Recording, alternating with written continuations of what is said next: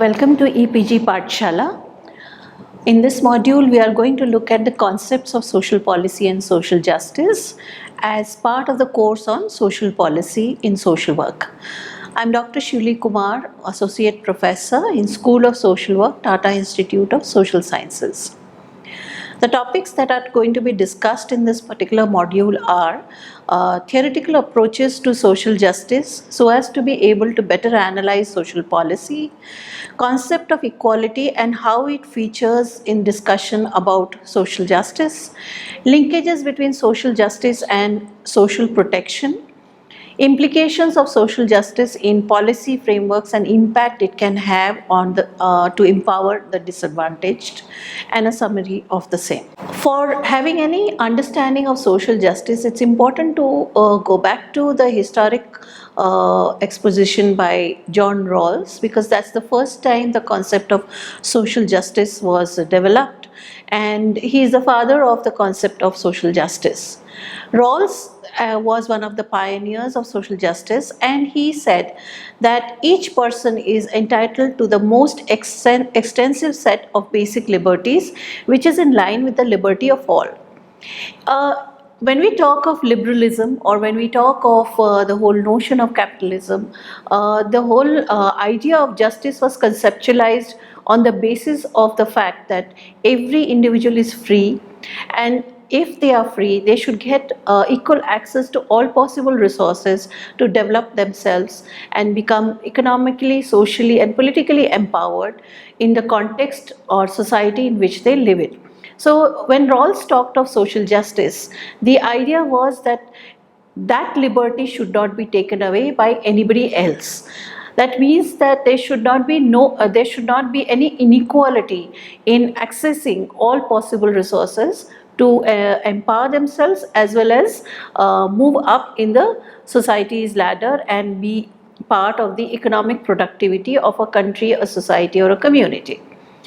So any position of public responsibility or private advantage must be open to all based on fair equality of opportunity. So the other notion of the part of social justice was that any office, any public position, any public possibility of owning assets should be open to all. So if I am say the Prime Minister of the country, then there should be an opportunity for anyone else to become the Prime Minister of the country. In fact, that's where the whole idea, notion of democracy developed, that each person, every citizen has a right to be having the opportunity to become either the Prime Minister or Chief Minister or a bureaucratic person in governance.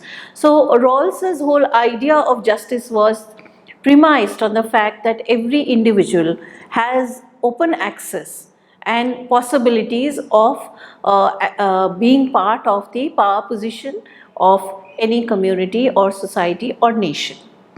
Inequality in distribution of primary goods such as income and wealth, among other things, may only be permissible if it serves to give advantage to the weakest section in the society.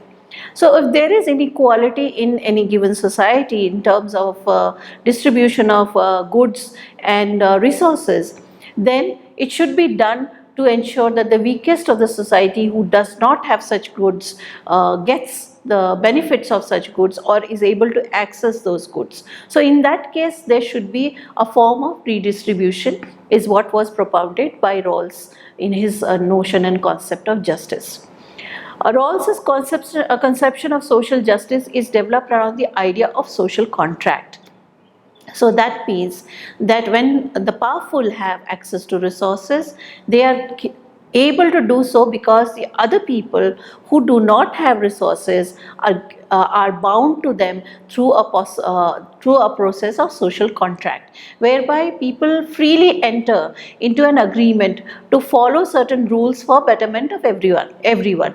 In that sense, that all people in a community or a society decide that these are a few people who should be able to ensure justice for all. So in many ways, again talking about democracy, but not really saying so in his conception of justice.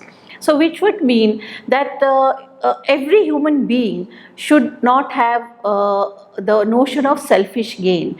That is, that if I have 4 things in my life, I should be able to have the value and the principle that I need to give away at least 2 to the person who does not have.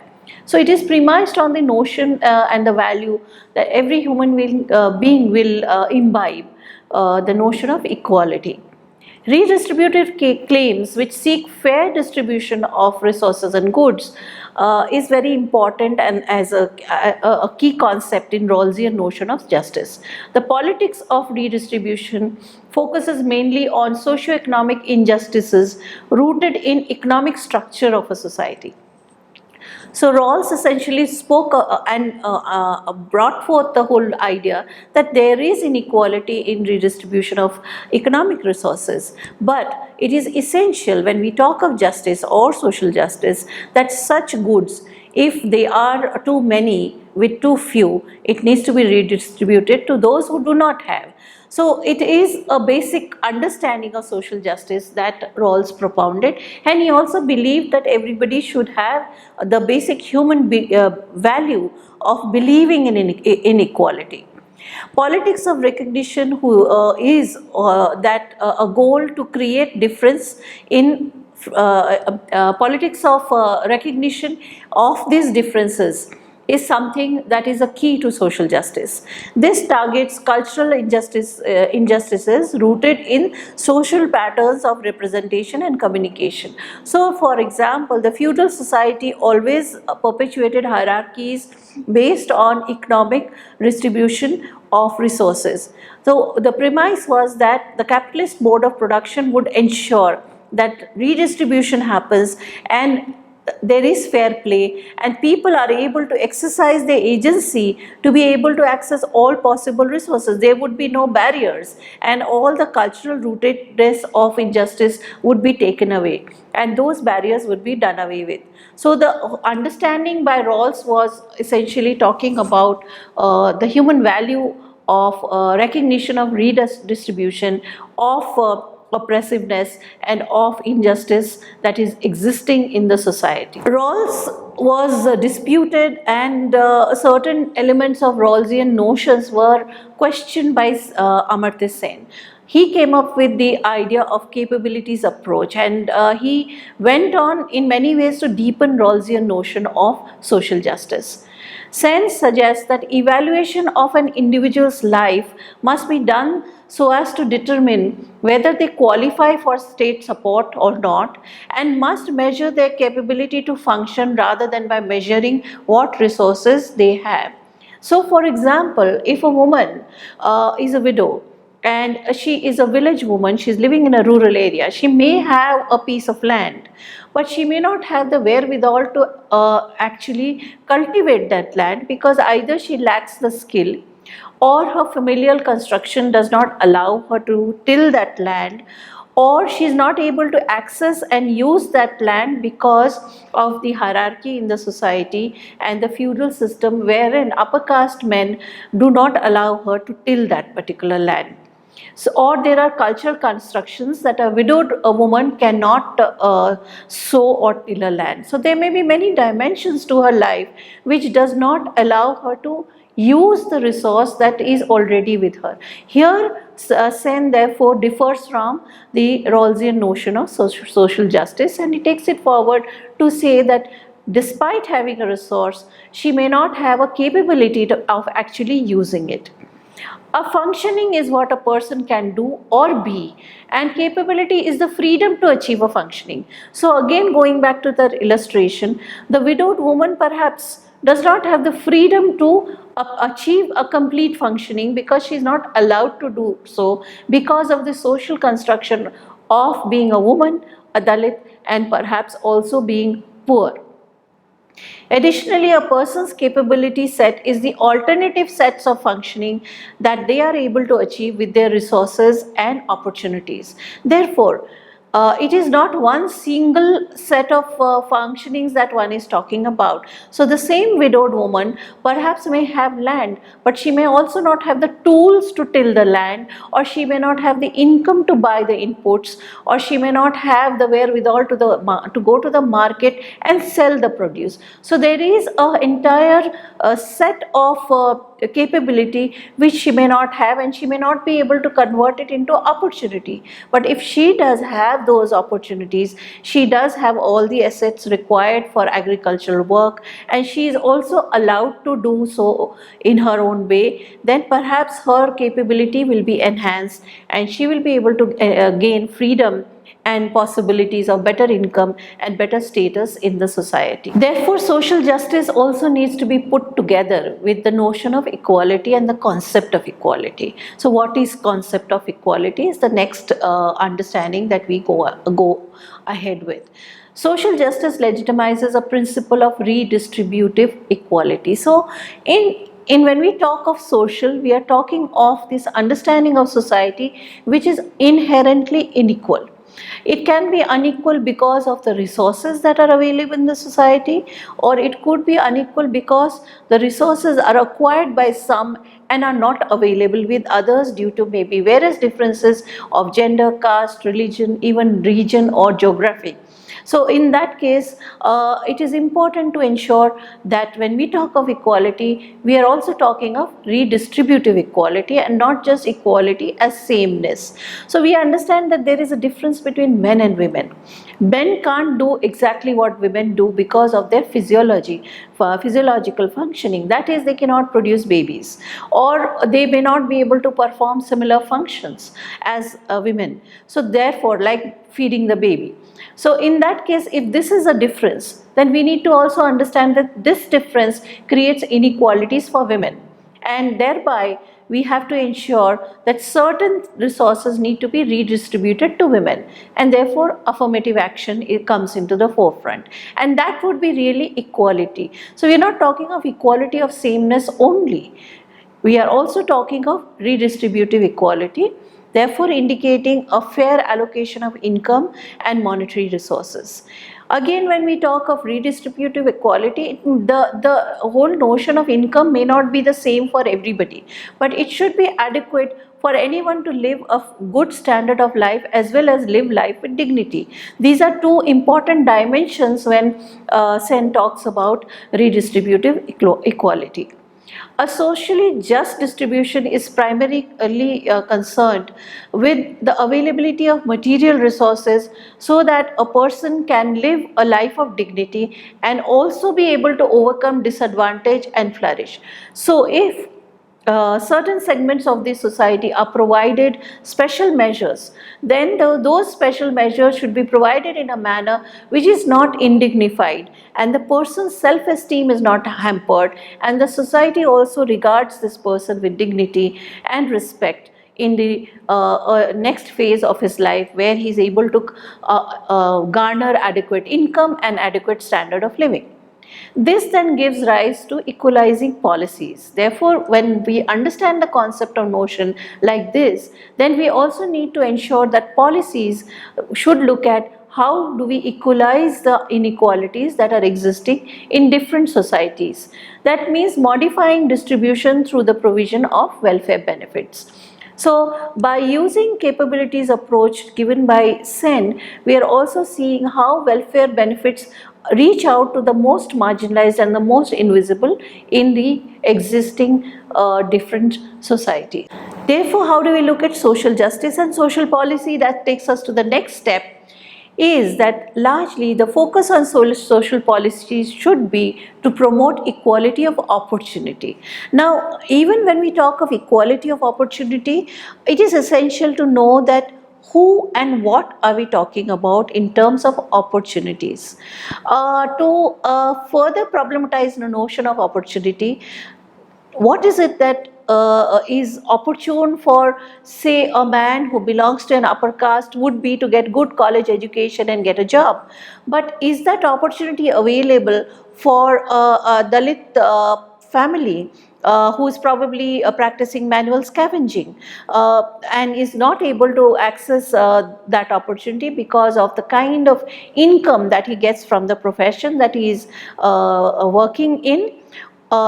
Also the discrimination that the family is experiencing, and social barriers which prevent them from sending their children to school, and then also this whole process of ensuring that they are kept away from possible opportunities to educate themselves and their children to access better jobs and better status in the larger society. So therefore a Dalit person or a Dalit family would probably face more discrimination and more difficulty in accessing what is called as the equality of opportunity. And often this is misunderstood when we talk of equality of opportunity, when we say that, oh, the child can go to the school, what is the problem? And my child goes to the same school, what is the difficulty? The difficulty is in the discriminatory behavior and discrimination faced in the school by these children, the poverty that the family is living in, where they cannot afford certain other extraneous expenses that come through in this particular situation. This avoids the use of redistribution to defeat the persisting inequalities and therefore moving away from the principles of social justice. So therefore, if it focuses too much on equality of opportunity, then we are definitely moving away from the idea of redistribution, an idea of addressing inequality in the society, and also moving away from the principle of social justice. And therefore we need to look at social policies very closely to see whether they are really redistributive or they are perpetuating the existing inequalities that are there in the society or the community. Such policies which are meant to create equality of opportunities focus on the fairness in the distribution of inequalities. So therefore, instead of trying to change the inequality, they are talking about some of the policies land up talking about fairness in distribution of inequalities. Many a time perpetuating the inequality by often saying that, oh, Dalit child is not meritorious enough, is probably not able to study well, is coming from a vernacular background, therefore struggling with English. Now this whole dimension defeats the very purpose of social justice. It defeats the purpose of recognizing the difficulties, discrimination and diversities of people's lives and students' life who come into, say, higher education. Therefore, any attempt to provide an open and fair opportunity or simply by eliminating discrimination would blatantly ignore the historical injustices which may substantially hinder equal chances. So if we use sense capabilities approach, we are also looking at historical discrimination with regard to the ways in which land is not available to Dalit families, just as an example. Or women are not, even though they may have property rights, they actually do not get that property, or they don't ask for that property, so they may not have economic assets. And when they don't have economic assets, they are not able to decide whether they should send their children their girl children for education, or they are not able to themselves go for further skilling or learning new trades to participate in the economic world. So many of the decision making gets curtailed by the cultural notions of who a good woman is within the familial ideology. So this is just to give an example to say how it is important to recognize these forms of historical injustices, and social policy should be able to address these historical injustices in specific societies, in specific locations and specific contexts.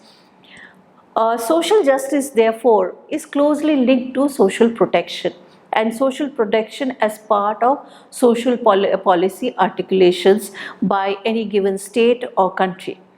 The potential of social protection to promote social justice outcomes for diverse marginalized social groups is increasingly being recognized. So when we actually started talking of food security or right to food as a campaign, as a movement, the right to food did not just look at the availability of nutritive food for all sections of the society, but they also looked at the fact that food cannot be bought by many people who are poor and who may belong to marginalized communities, and therefore there needs to be a public distribution system which provides fair, adequate, subsidized food grains and cereals to such populations. So in many ways it also located the intersectionalities of discrimination within our societal context. The Right to Food campaign then went on to look at gendered dimensions of nutrition which is not available to women, and it further moved towards the National Food Security Act and ensured that at least those women who are pregnant get 6,000 rupees as a maternity benefit, so that the recognition of the women who do unpaid work as reproductive labor should be recognized within the law and within the legislation. So it is not really one kind of social policy that we are talking about. It is the ways in which social policy is articulated and explained through looking at it from the lens of social justice. So once social justice is used as a concept, social protection measures also look at possible processes of transformation of social inequalities.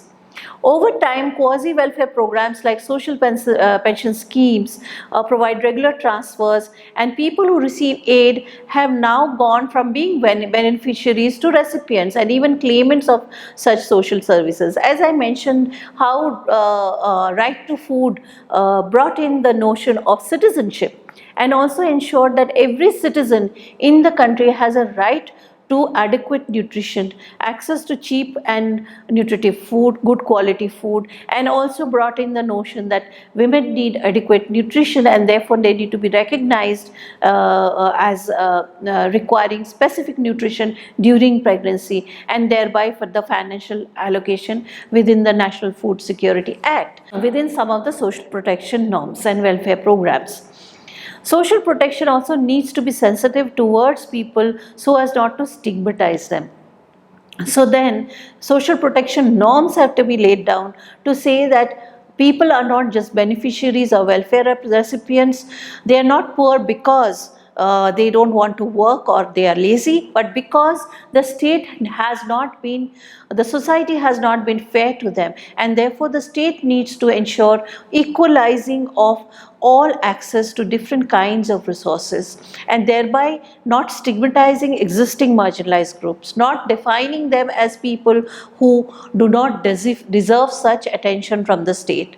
So that is a concept which promotes dignity, and all social protection policy outcomes need to articulate this very specifically within its construction and in its implementation. Programs need to respect the dignity of claimants and further empower them to become active citizens rather than become passive beneficiaries. So even when we talk about the rights notion, we are also talking of empowering citizens. So participatory processes, for example, in the Mahatma Gandhi Rural Employment Guarantees Act, social audit has to be conducted by state duty holders to ensure that the program is working effectively at the ground level. And social audits are to be regularly conducted not just by the state stakeholders, but also by the beneficiaries or those who are participants in that program.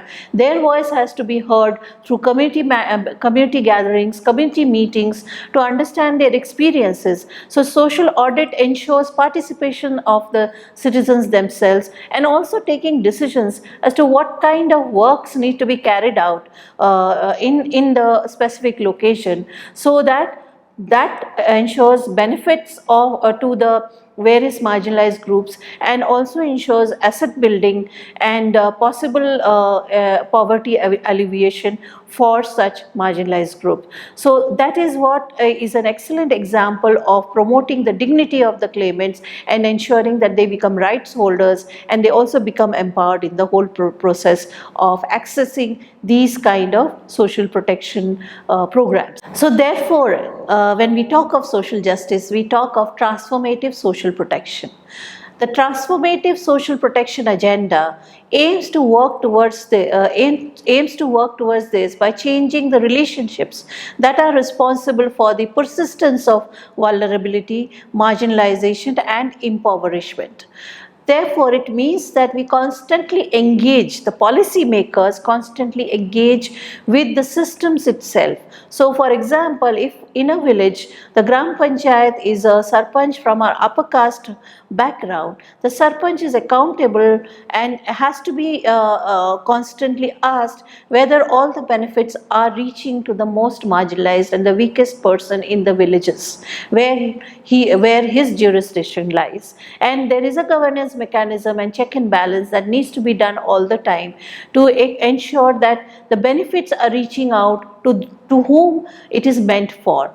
And that is the context within which a particular policy can become transformatory, and social protection can also become transformatory, because when people are able to engage and reach out to these benefits, they also become empowered, because there is access to education, there is access to knowledge, there is access to dignity, and they are able to understand and then ask questions as to how and what they need to do to ensure that the democracy is working to their benefit and not just to the benefit of the few who are powerful within that particular context, society, community, or the country. Social protection must therefore focus on empowerment, both as a process as well as an outcome in achieving social justice, so that empowered individuals are able to make strategic life choices and increase their capability. An excellent example of this used to be the Mahila Samakhya program of the Ministry for Women and Children, also of the Ministry of Human Resource Development, wherein the Mahila Samakhya program worked with the most marginalized women in communities like Dalits, Adivasis, and ethnic communities as well as Muslim communities. The target was deeply embedded in feminist mobilization, participation, and constant interrogation of what is power in their specific location and how they can become more empowered. And therefore the component was not just about livelihood generation, but it was also about legislations that are available for them, including the Panchayati Raj Act, the process of elected women representatives, also being able to understand the constitution and constitutional guarantees for women, and then being able to also engage with the governance mechanisms at the local levels in terms of the municipality as well as the rural governance levels, and articulating what they want as livelihoods. So they were also looking at how laws could ensure their collective rights over land, water, and other resources and use them for livelihood promotion. So the Mahila Samakhya program, the way it was conceptualized, was engaging at three different levels: collectivization of women, engaging them through constant feminist conversations and dialogues to understand what is oppressive, which includes lack of access to various resources, violence that they face in terms of trying to access these resources, violence in workplaces. All this was part of the key component of the Mahila Samakhya program, and therefore how will they engage, what strategies will they adopt to ensure that they get their rightful access to these resources as well as actually promote their own livelihoods and come out of poverty. So it was an excellent conceptualization of the empowerment model of social protection and social policy. This can be therefore, this particular program gives us a very good example of how individuals' access to various economic resources can be enhanced, and not just economic resources, but empowering of the self, the empowering of social justice and being able to access various resources, and also empowering of the woman herself in the process of acquiring skills, knowledge, and basic rights within a policy context. So social policy and social justice especially needs to consider these aspects and ensure that rights of the vulnerable populations are the key drivers to define and project change in the society and change in inequalities within the society. In summation, it is very important for us to remember that while Rawls talked about the notion that all human beings are born free and are equal, and therefore there should be no barriers to their possibilities of accessing all possible resources to acquire status, prestige, as well as economic resources.